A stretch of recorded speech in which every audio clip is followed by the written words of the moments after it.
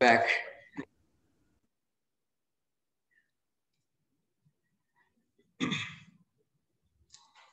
So we'll begin. Thank you. Yogena chittasya padena vacham malam sarirasya cha vaidikena yopakuruttam pravaram muninaam patanjalim pranjaliranatosmi stuve patanjalim vyasam shankaram cha munitrayam katra sutrasya bhashyasya kramad vivaranasya cha. I think we were discussing the two important topics which are in a way which constitute the very essence of yoga tradition. That is, it's called yoga, or it could be called samadhi. So there are three types of samadhi in a general term mentioned in the yoga tradition. One is samyama, that is dharana, dhyanam, and samadhi. Among the Ashtanga yogas, dharana, dhyanam, and samadhi. The 6th, 7th, and 8th stages together. That's a first step towards yoga. Yoga, chitta vritti nirodha. The chitta vritti nirodha, in its most sublime, highest aspect, is called asampragnata samadhi or nirbija samadhi. It's the highest, where you achieve this level of concentration without any object. You transcend all objects. But in that process, the first step is samyama. The second process is called sampragnata samadhi, where mind is still there, but you have reached a very high level of concentration with a focus. And beyond that, there is the asampragnata samadhi, which takes you beyond samyama, where mind is no longer there, you transcend mind. And the yoga tradition, the definition of Sampragnata Samadhi comes in the 17th Sutra of Samadhipada. That is,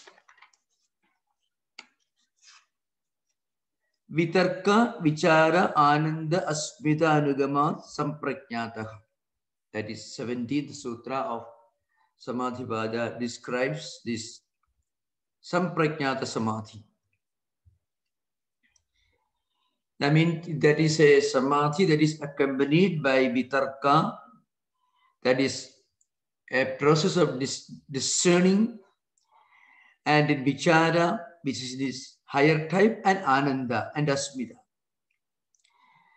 And the highest or the higher type of samadhi is mentioned in the 18th sutra that we briefly discussed earlier. That comes in the 18th sutra that we also discussed. But I want to give a short background of what we discussed so far. Now, first, let us discuss one important point. Patanjali talks about two types of yogis, just as he talks about two types of higher yoga, sampragnata and asampragnata. He talks about two levels of yoga evolution. One is called videha or prakriti linas. When a yogi reaches the first of this highest level, he reaches a point where he doesn't attain liberation. The word liberation or enlightenment is a subject of discussion in Kaivalya Pada, the 4th Pada. He doesn't become totally liberated, but he reaches a very high level of evolution. That particular status is called Adhikarika Purusha or Prakriti Lina or Videha, means they go beyond the body-mind complex awareness, but they may be born again, but when they are born, they will display some unique powers of mind. So the first stage is called the primary stage, because at that stage, they do not go beyond the cycle of birth and rebirth. And this is because they are still attracted towards these higher spiritual powers. That is the subject of discussion in Vibhudipada. In English book, you find the powers. We already discussed that elaborately, Vibhudipada. So many unique powers of mind automatically come to a yogi. So they get attracted. They are not able to go beyond it. So many of the commentators interestingly mention that when you read about people with extraordinary spiritual powers, not material, not the empirical material plane, but the spiritual powers, the memory, a great interest in propagating spiritual values, a supernatural ability to perceive things, to interpret things in a very authentic way from ancient scriptures and to practice them and to be fully involved in this higher life. They may be Prakriti Lina Purushas. They may be born as human beings, or sometimes they may live in the higher levels of existence. I mean, you mostly comparable to angels in the Judeo-Christian tradition. You find they're all refined people. They live with a degree of spiritual awareness. They only do good things for others, but still they are not beyond this cycle of birth and death. They are born again, and when they are born again, they still remember their great spiritual past, and they continue doing great things. So the term used in the yoga tradition is Adhikarika Purushas. Roughly, you can translate in English, authentic spiritual preceptors. That is the technical term used in the yoga tradition. The Videhas, I mean, they have transcended that obsession with the physical body. With normal human beings, they interpret themselves as at the physical level.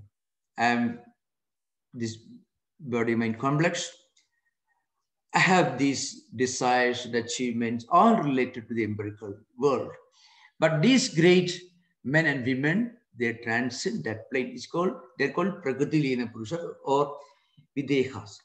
Then there is a higher level of yoga evolution. That is highest. They become completely liberated from the cycle of birth and death. They reach Kaivalyam, that's a Sanskrit term. In fact, the fourth chapter, the final chapter of the Yoga Sutra text is Kaivalya Pada. I mean, that part of the text that deals with the liberation, the highest spiritual enlightenment. So this is an important point. This is the background of our discussion. Now, in the 19th Sutra, Patanjali tries to explain who are these great men or women who have transcended this higher level, but still bound by their attraction for these celestial supernatural powers. That's why Bhava Pratyayo Videha Prakritilayanam means the Bhava Pratyaya.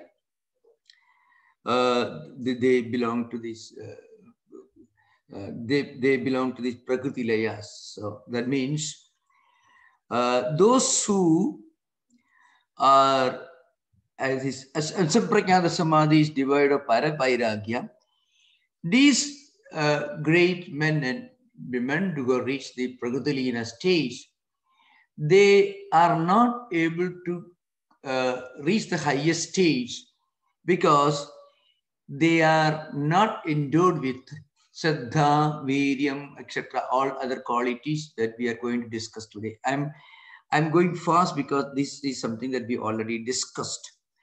Next stage is, of course, this the 20th sutra. That's what we are going to discuss today. That's important. So this is the background. And I know there is a great disconnect when we read this part of the Yoga Sutras. You feel some thread is lost. I mean, we are not able to connect. What are these and specially endowed great persons? Well, for those who believe in the Puranas, let us say, some of the great sages who did a lot of spiritual practices, but still could not reach the highest liberation. Their spiritual practices, their spiritual achievements are not lost. When they are born again, they show all these characteristics. We are not talking about incarnations, those whom we normally consider as incarnations. We are talking about the generality of exceptional souls, exceptionally enlightened persons. They may not be epoch makers like Sri Ramakrishna or Buddha or Christ or Shankaracharya, but they are spiritually evolved persons, because we see that when they are born, immediately they show this extreme attraction for higher values, and they display their a sense of spiritual awareness in all their actions and feelings, which means they have already traveled a long distance in their past life and reached a point, but they have not reached this Asampragnata Yoga, so they're born again. So in the Puranas you find, Hindu mythological books you find, and of course, as I mentioned, in Judeo-Christian tradition, you can find these higher beings who are supposed to be the residents of Surga, heaven, etc. Well, I'm trying to connect these sutras with a thread so that we can make some sense of what it is. So when you find people, not too many, but you can still find many men and women who are born with a kind of great spiritual attraction for spiritual values, and a willingness to live according to them, but also endowed with great powers of mind, of intellect, thoughts, etc. That's because they have already traveled a long distance. They may belong to this Sampragnata level. That is the understanding we should keep in mind. Otherwise, we will think we are talking something totally mythological or utopian. That's why I'm trying to somehow connect this concept with our own level of understanding. So the 20th Sutra describes the highest, that is Asampragnata Samadhi. The Sutra is Shraddha, Virya, Smriti, Samadhi, Prajna, Purvaga, Iteration. This is the 20th Sutra.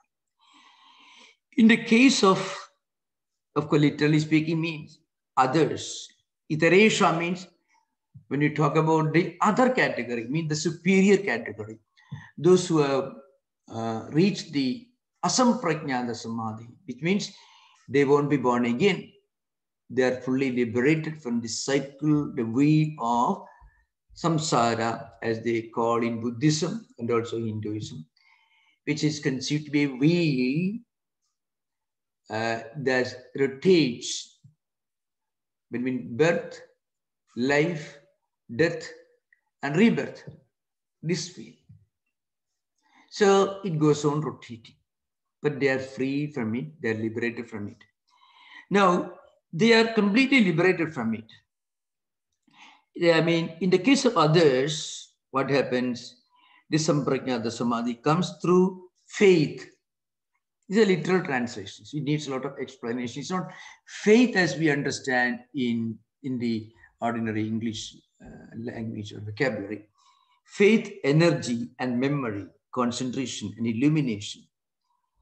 All these are natural characteristics of those who reach this highest samadhi. Now, what are these terms used here that need some explanation? Sattha. These are the characteristics of those who have reached the asamprajnata samadhi, the highest spiritual enlightenment. Now, of course, very often you find in Buddhist tradition, many of these terms are explained very elaborately.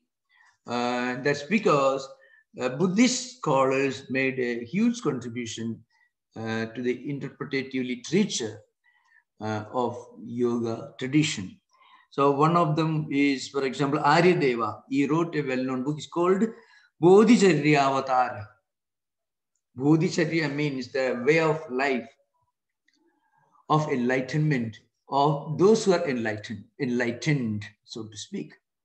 So Aryadeva, he writes, according to him, Saddha is defined by Aryadeva. These are all Sanskrit books.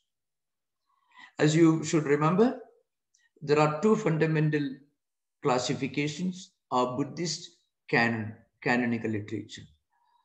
The more profound and the later interpretative works were all written in Sanskrit, and earlier books which give the fundamental teachings of Buddhist tradition. These teachings are contained in the Tripitakas, three baskets. That's how they translate in English. Tripitakas. Pitaka means a kind of container in which all these great teachings are found. It's all in Pali language. It's called Pali canonical literature of Buddhism. That's the early part of the evolution of Buddhist philosophy. Tripitakas means Sutta Pitaka, Vinaya Pitaka, Abhidhamma Pitaka. But the more profound interpretative literature, I mean commentaries and super commentaries and commentaries over the commentaries and so on, they were all mostly written in Sanskrit. You can find Nagarjuna, Vasubandhu, Chandragirti, Dignaga, many, of course, I'm not going into those details. So Aryadeva wrote this well-known book. It's called Bodhicharya Avatara. So he says, what is Saddha? Aryadeva is a Buddhist monk, but is explaining what Saddha implies in the context of yoga philosophy. So he says, Etadeva samasena samprajnadasya lakshanam. He says, this in short, that is Saddha, is in short, is the characteristic of samprajnajanya, means mind. So that is actually, it's a very interesting term. It is actually mindfulness. The term relates to what we now call mindfulness.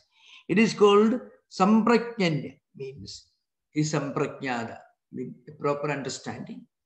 Prajna, proper understanding, awareness, an illumined understanding, or awareness or enlightenment. This Saddha is the essence of proper understanding. Virya is, of course, it is yat kaya chittavastayaha pratyavesha muhurmuhu viryam, which means the ability to keep in mind this higher awareness all the time with great energy, great determination, not giving up.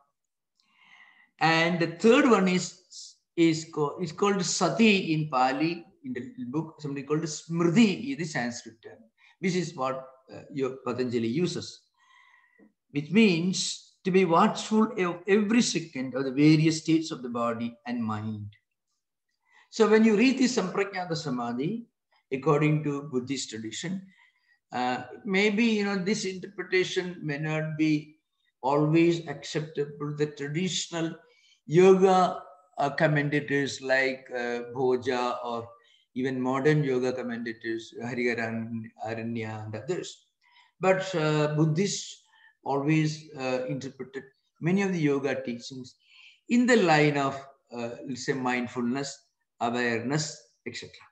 So, sati or smriti means being always watchful every second of the various states of the body and mind. So, if you're always watchful of the evolution of the body and mind, what is happening, then you become fully aware of the fundamental truth of momentariness. Everything is momentary. Nothing is permanent. The fundamental Buddhist doctrine of impermanence, mikshanikata. So if we can watch our own body, our own mind, try to focus on our body and our mind. Try to analyze and focus on the reality of the continuous changes happening in our body and mind. Then we understand everything is changing. If everything is changing, nothing is permanent. So the fundamental doctrine of momentariness becomes a fact of our everyday, every minute experience if a spiritual teacher actually practices this discipline. So that is called smriti. Now this should be done with great tenacity, energy, and focus is called viryam. And of course, it should be all based on Shraddha. Shraddha is, even according to Swami Vivekananda, Shraddha is a word that cannot really be translated into any other language because it is it's like a spiritual quality that could only be experienced but cannot be explained. Let us say in modern language, we can try to give an approximate description of what Shraddha actually implies. Let's say a sense of sanctity, sacredness, integrity, identity with what we experience. That can approximately mean, in a fashion, it could mean something that Shraddha actually implies. So this is a very, very well-known interpretation from Buddhist tradition. Now, the purpose of this practice of constant remembrance is to free the mind from the automatic, unconscious impulses and feelings that come to the mind. If we spend our time, if we focus on the reality of the unreality of body and mind, remember that term. What does mean by focusing on the reality of the unreality? The relative reality that mind is always changing. Body is always changing. It's a fact that we experience. And that reality should convince us of the fundamental, essential unreality of body and mind. Why unreal? Everything is changing. It is impermanent. Everything is impermanent. There is nothing really real with a capital letter R. And that's an experience that comes naturally when you observe your own mind and your own body. In fact, that's why you can find in the yoga and tantra tradition, there are ideas which tell you, suppose you have a illness on the body, you focus on it with so much of samyama,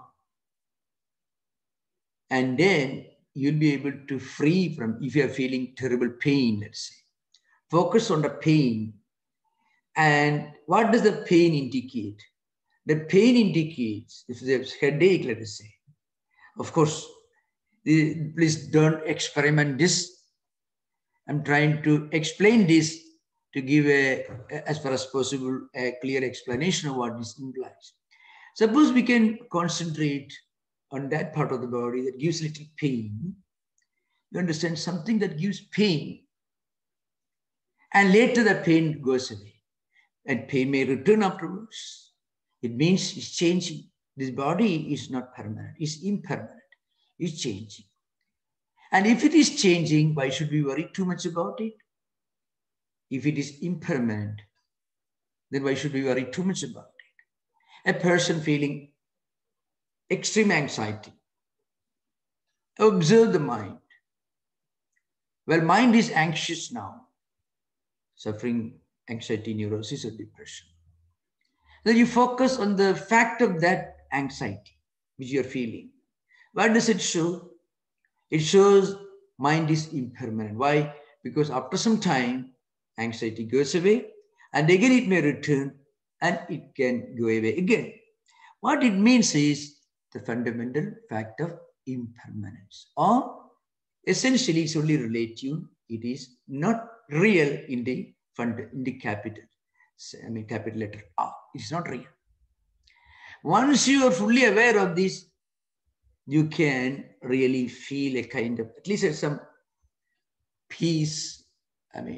You won't really worry too much about it. A sensible person who knows the fact that money comes and goes, he won't worry too much if he loses some money now, because he knows that it come back again, and again it can disappear. So he can look upon it as something impermanent. So the fact of impermanence actually points to the fact that everything is kshanika. That is the Buddhist doctrine, kshanikatavada, the doctrine, the philosophy of the fundamental impermanence of everything that is the empirical level. Now, this is a now a person who has reached this asamprakyata samadhi, he will be able to transcend all negativity using a modern language. Because negativity is actually the result of poisonous mental food that we have eaten.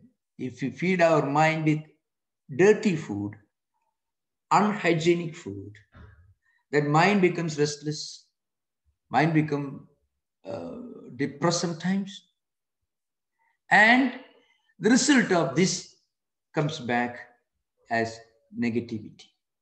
So a spiritual seeker who has reached asamprakyata samadhi, he transcends the mind, he goes beyond mind. So he goes beyond the aberrations and the waverings of mind.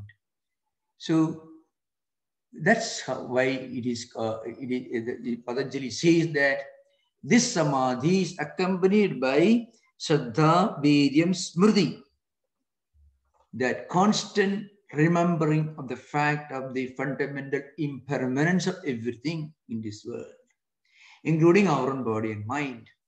And to remember this with great energy, with great faith, with great concentration, great vigor, that is Viryam.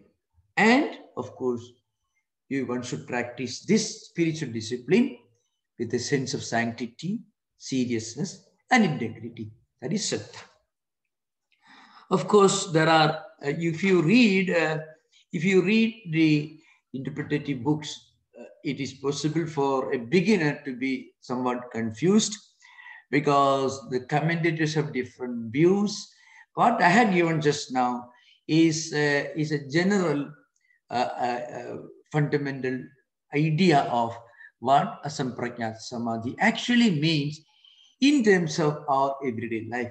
It means transcending the mind, transcending the source of negativity, and going beyond our obsession with everyday experiences that create a lot of problems in our life. That from the common man's point of view, this is the result of this. This is the fundamental benefit of this. Vyasa has many things to say. Vyasa's interpretation, Vyasa divides asamprakyata into bhava pratyaya and upaya pratyaya. Of course, we should remember Vyasa is the is a great commentator who first appears in the lineage of yoga interpreters. But it is not proper for us to overlook the great sages' views when we go through these sutras. Bhavapratyaya asamprajnada occurs to videhas and prakritilayas. This is according to Vyasa. Of course, Bhoja and other interpreters differ. Now, one important point that I want to mention here is that something related to Hatha Yoga. That's something. You see, now, some yogis advancing to a great extent in this kind of premature asamprajnana, mean without Saddha, Virya, and Smriti, etc. What happens to them? They reach a kind of Jada Samadhi. So that's something I should make it clear, which is generally attained by the practitioners of Kejari Mudra in the Hatha Yoga. So it is said in the fundamental books of Hatha Yoga, Hatha Yoga Pradipika, Hiranda Samhita, Shiva Samhita, and so on. Through the practice of a mudra, Kejari Mudra, one can reach a kind of samadhi. And frequently, it is mentioned, this is frequently described to be a very high state. But from a spiritual perspective, it is only a kind of Jada Samadhi, where all the powers of the mind are benumbed so that you feel the absence of mind. You don't transcend, but you go beyond the sensitivity of your own mind.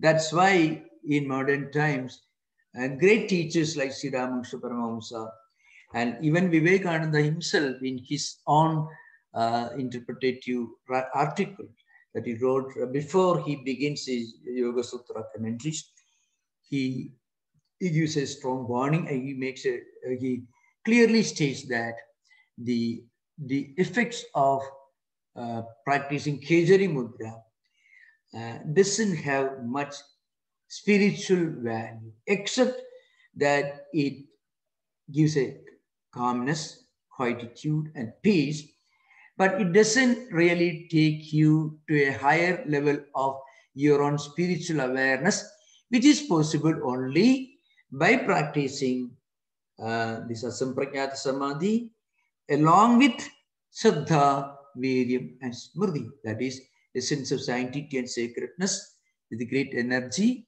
And also, I already mentioned, one should be able to really understand the relativity of the fundamental impermanence of everything that is empirical, including the body and mind. Such a person reaches a very high level of spiritual enlightenment. That's why Swami Vivekananda, while interpreting Yoga Sutra lectures, Yoga Sutras, he brings in a lot of Vedanta.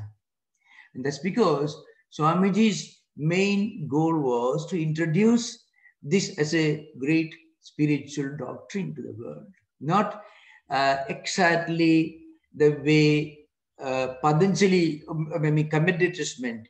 Swamiji's real goal, real purpose was to project this yoga practice as a great spiritual discipline, but the higher realization is beyond that. That's why Swamiji brings the idea of Atman in the sense of Brahman. Swamiji brings in his interpretations. So, as I mentioned earlier, Yoga Sutras make sense only when you read it in the light of Vedanta. Otherwise, Yoga Sutra is great discipline to achieve mental peace and tranquility and so on. But real spiritual growth, spiritual enlightenment goes beyond attaining a degree of peace and tranquility of mind. It is something far beyond that. You become identified with something universal, something sublime, something transcendental.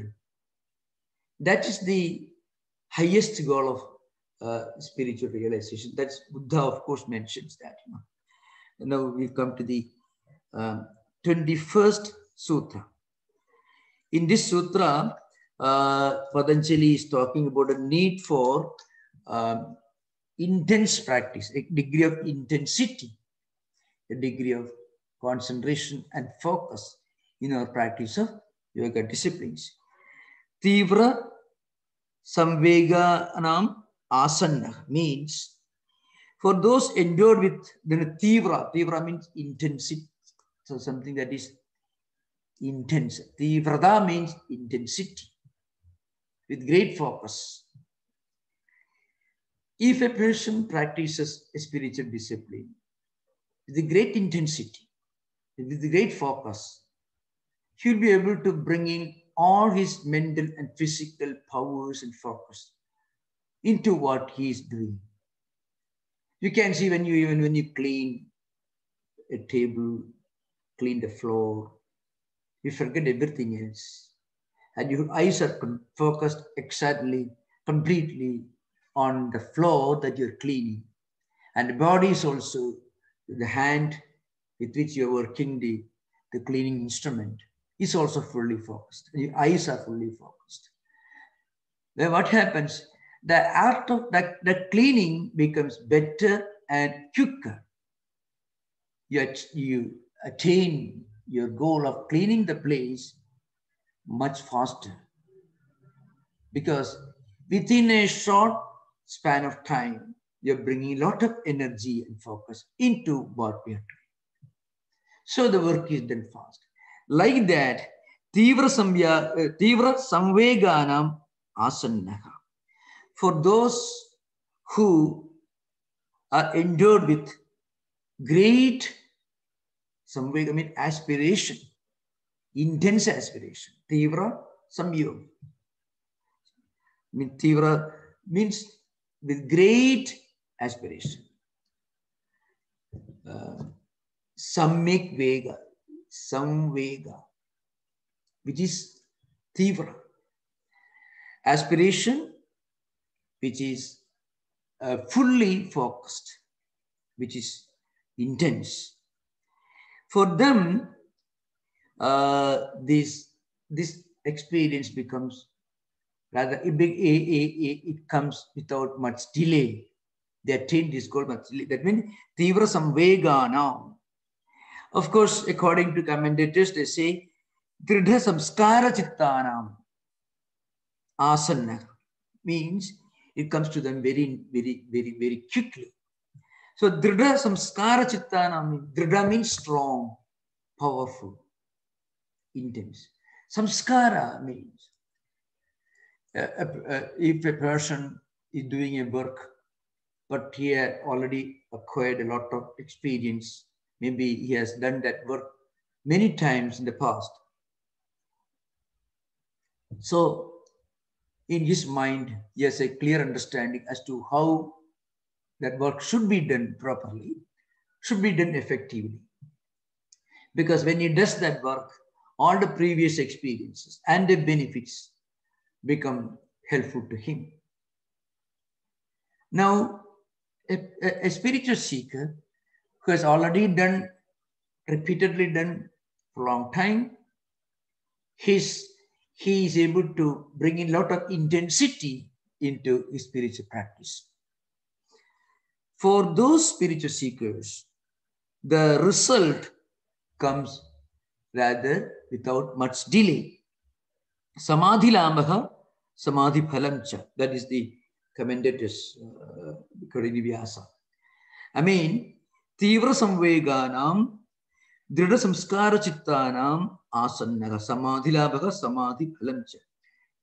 Those who practice with great intensity, where mind, body, and also our tendencies, impulses, all of them are focused on that single point. Whether you read, meditate, or pray, or anything, where it's called ekagra. Ekagra means agra is eka. Agra means it's the point. So a sphere, its effectiveness as a tool depends upon its one-pointedness. A needle, its effectiveness depends upon its sharpness or one-pointed. If it is blunt, it means it's well as blunt, bigger surface. But if it is pointed, it becomes effective.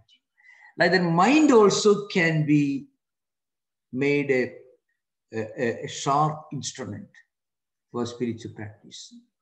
People who are reading a book while thinking of something else, they may not remember what they have read because their mind becomes blunt. So that's why, in the Gita I say Buddha avyavasayana, buddhega avyavasayana, those who don't have a focus and they are not able to remember.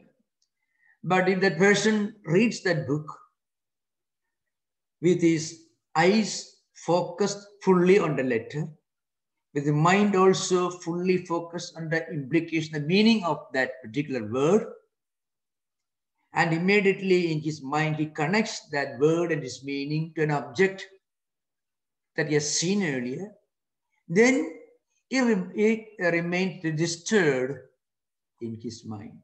This ability to do things with intensity is the fundamental characteristic of a yogi. A yogi will be able to remember things, lot of things relatively easily without much effort. You can find this in the lives of even modern day thinkers like Swami Vivekananda and others. Of course, there are the great men and women who have tremendous powers of memory.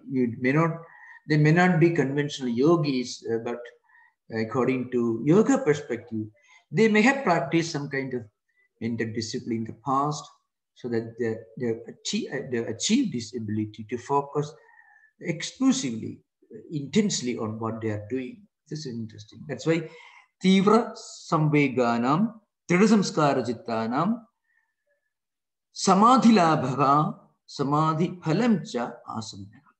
For them, the Samadhi is easily attained very soon. Asana means the word is very soon and without delay. So it's an important discussion on this. It is a general discipline for everyone that we should remember. Of course, today I will conclude now because we already discussed a lot of ideas today. You can have interaction. You can ask questions. You can ask questions from what we discussed earlier, the early chapters also. So that because there was some interruption last week, we didn't have class, so I want to bring back what we already discussed earlier from previous chapters. Most welcome. Yeah.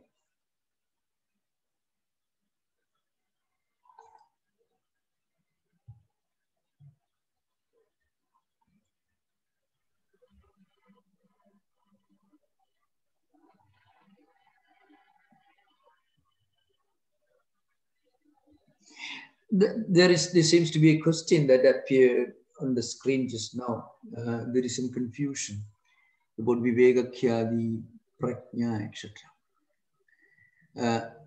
Well, before trying to answer this question, I must tell you, when it comes to yoga practice, which involves meditation, etc., it becomes clear to us only when we actually practice. But it is possible to discuss at the intellectual level. Viveka Khyadi, Prajna, in essence, what it means is we reach a level of inner awareness, inner enlightenment that helps us to perceive things in their totality, in its most comprehensive manner. And it is not purely an intellectual concept. It has something to do with the purification of the mind as we remove vrittis from our chittam. As vrittis slowly get removed, that's why, you know, yoga chitta vritti nirodha. That is yoga, that is samadhi. As we attain this vritti nirodha, transcending the vrittis, our mind becomes more and more clear. And with that mind, we are able to perceive ideas and things in their totality and the most comprehensive manner. And we are able to perceive the essence of it. Totality means the essence, not numerical totality, but essential totality. We are able to clearly comprehend what an idea or what a concept actually implies. That has nothing to do with intellectual enlightenment, intellectual verbosity or anything. Mind, which is clear, easily connects with the essence of what is trying to perceive. This, of course, this can be explained with the help of some examples. When our mind is confused, mind has a lot of ideas, lot of pluralistic ideas, we won't be able to focus our mind on anything. So the Vivekakhyadi Prajna means, in fact, Prakashena Jnayade iti Prajna. Prajna itself means this. Where mind reaches a level of clarity, precision, and tranquility and peace, it can, on the one hand, feel inner joy and peace and tranquility. It also is able to pursue things with greater clarity and comprehensiveness. That's it.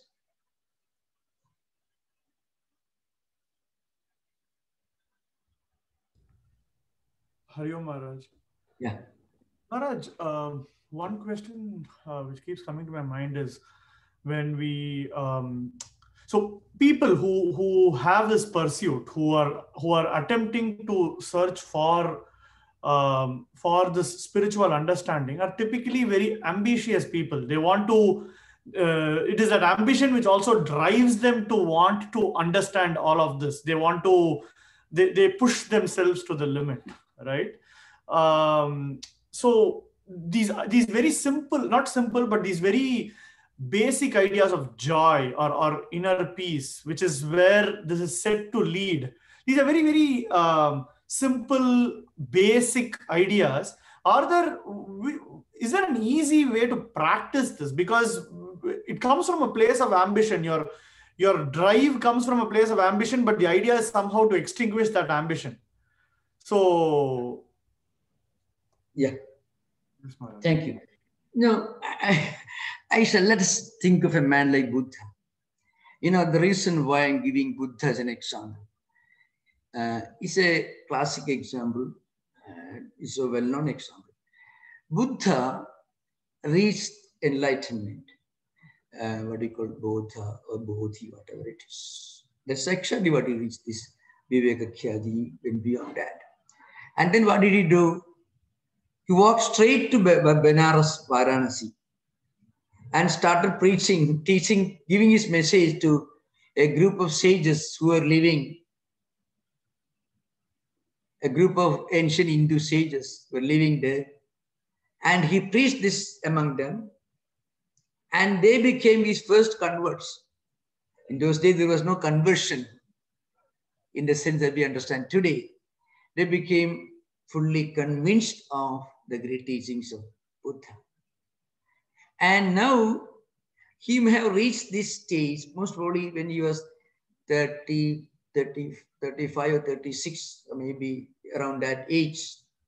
He was a young man when he left his palace, 28 years. He must have practiced for some years and may have reached 35 or 38 years. And he lived up to his 80th year. He passed away when he was 80 years. What did he do? He was traveling all over northern part of India, all the way to Nepal, extreme east, and all the way to today's Afghanistan. At that time, it was known as Gandhara Desha. Just imagine So after enlightenment, what it does after enlightenment is not what we understand to be an ambitious action. It is not ambitious action. The natural habit of a person who has reached a level of spirituality, he will discuss, he will teach this to people. Then what else will he do? His body is there, energy is there, and long life in front of him. What would such a man do? Can he do? Can he just keep quiet somewhere? Live like a stone? He won't do. What he will do? He will give out what he has got to everyone. Likewise, Sri Ramakrishna. Till he passed away, he was teaching. Practically, Sri Ramakrishna was teaching till the last moment of his passing away. Vivekananda, surprisingly, he was teaching the foundational work in Sanskrit grammar, Panini's grammar, Laghu Siddhanta Kaumudi. Not an easy book to study or to teach. And that was about 3 hours he was teaching before he passed away. And before the previous days, he went around the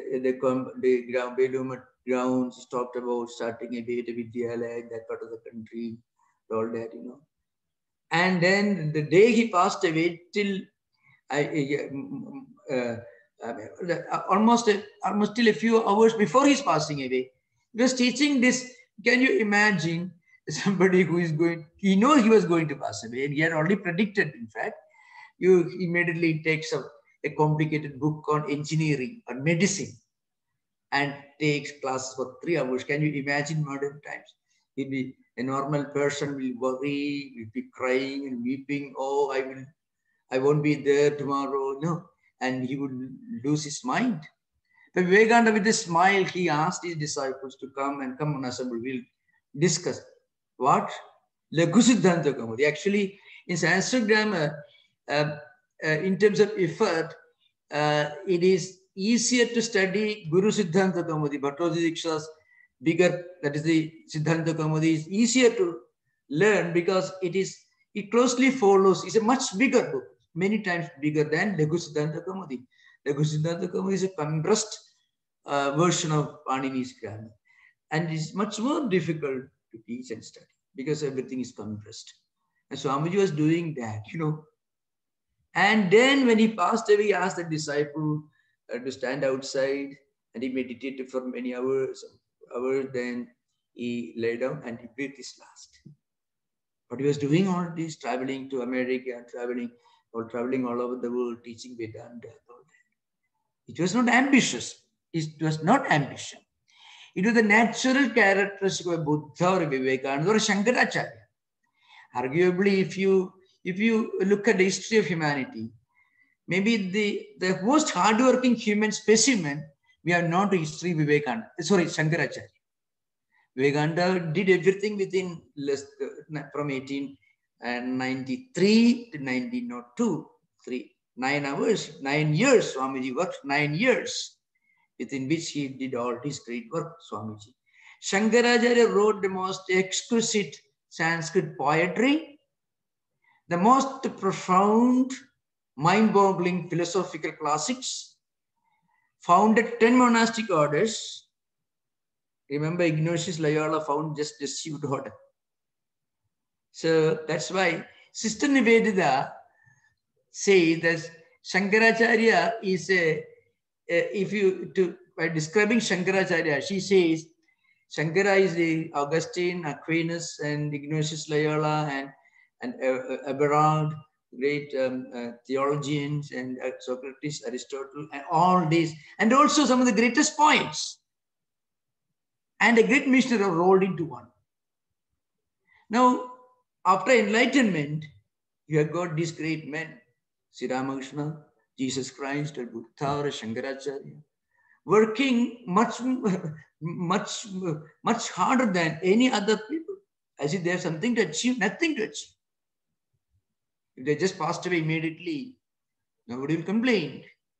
So you find some of the most hardworking human beings the world has seen are these enlightened, spiritual, teachers, whether it is Sri Ramakrishna, Vivekananda, or Shankaracharya, Buddha, Christ, think of all this.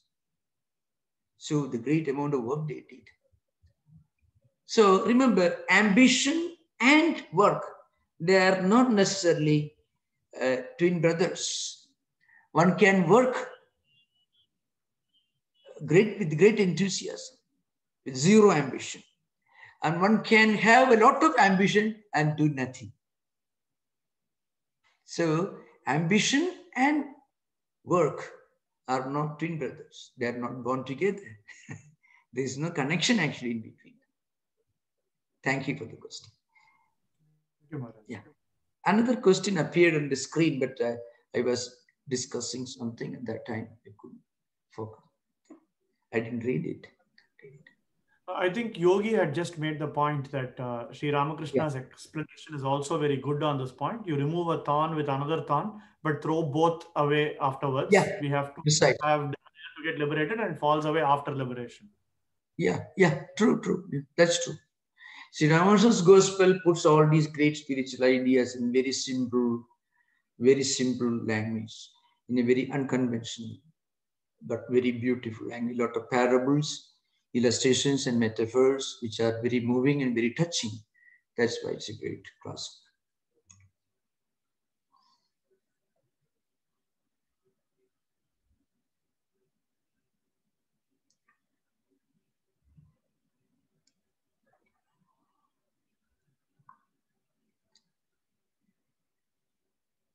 So, if we have no question, today I wanted to conclude earlier because we had some intervals, so I didn't want to load too much of matter in one session today. So we'll continue next week. And thank you especially. Okay, there is another question. Yeah, the body consciousness gives ambition. Yeah, in ambition. Yeah, that's true. Ambition is always linked to our interpretation of ourselves as a body-mind complex. Yeah. Otherwise, in Gita, you can find sakama karma and lokanugraha. You can find two types. Sakama karma is ambition, where a person wants, is focused on a reward, a result that he expects from the work he's doing. That is sakama karma.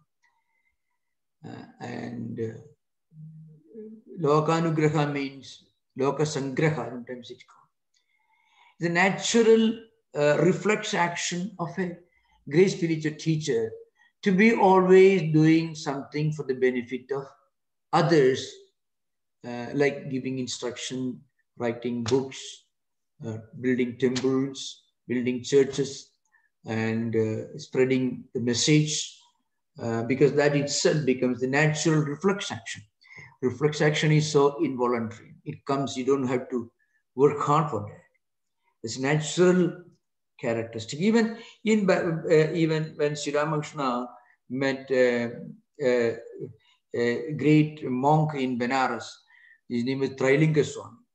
And Trailinga Swami was not a missionary, but he was an enlightened person. He was living a very secluded life. It is said that he lived for close to 300 years or more. That's according to many historical sources. So Sri Ramakrishna met him, and there were people around, and those who came to him, he was teaching spiritual values. Trailinga Swami. What else will they do?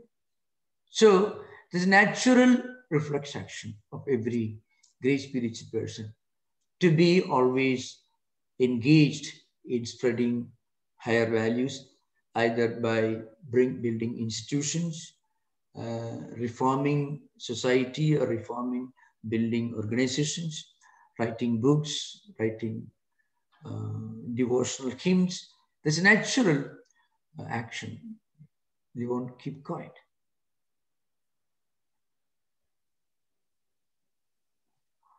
So thank you for those questions, and namaskar. Om Shanti Shanti Shanti. Harihi Om Tat Sat. Sri Rama Krishna Pranamastu.